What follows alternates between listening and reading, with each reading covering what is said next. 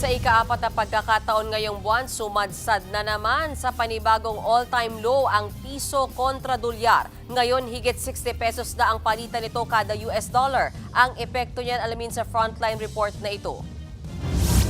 Tila hindi natapos ang kalbaryo ni Juan de la Cruz sa gitna ng taas presyo sa petrolyo at sa domino effect nito sa iba pang mga serbisyo at bilihin. Sumabay na rin ang pagsadsad ng halaga ng piso kontra dolyar. Ngayong araw, nagsara sa bagong all-time low na 60 pesos and 10 centavos ang palitan ng piso kontra dolyar. Ito na ang unang beses na sumadsad sa 60 peso mark ang peso-dollar exchange rate. Ito na rin ang ika-4 na beses na nagtala ng bagong all-time low na palitan ng piso kontra dolyar sa loob lang ng buwan ng Marso. Una itong naitala noong March 9 kung saan nagsara sa 59 pesos at 50 centavos ang palitan. Sumakto ito sa kasagsagan ng pag-atake ng puwersa ng Amerika at Israel sa Iran na nagsimula noong February 28. Paliwanag ng isang ekonomista, unang tatamaan nito ay ang mga produktong inaangkat ng bansa, lalo na ang petrolyo. Ang problema, US dollar kasi ang ginagamit sa bentahan nito sa pandaigdigang merkado at sa paghina ng halaga ng piso, lalong mahal ang presyo ng langis.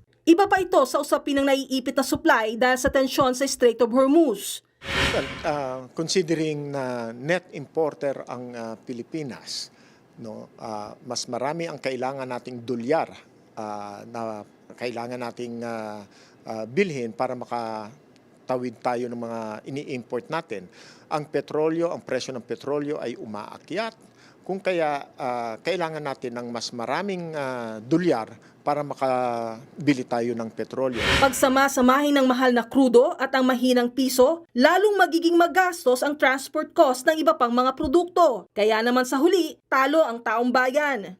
Pagka kaunting galaw ng presyo ng mga bilihin, paggalaw ng presyo ng petrolyo, pamasahe, mga presyo ng pagkain, talagang mararamdaman agad ng mga minimum wage earners.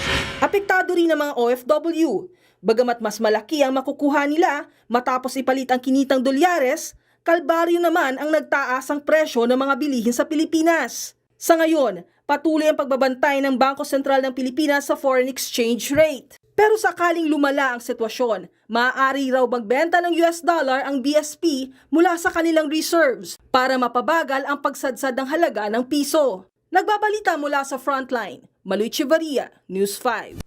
Mga kapatid, Mean Los Baños po, huwag magpahuli sa mga balita at impormasyong dapat ninyong malaman. Para sa mas malawak na balitaan at diskusyon, mag-follow at mag-subscribe na sa social media pages ng News 5.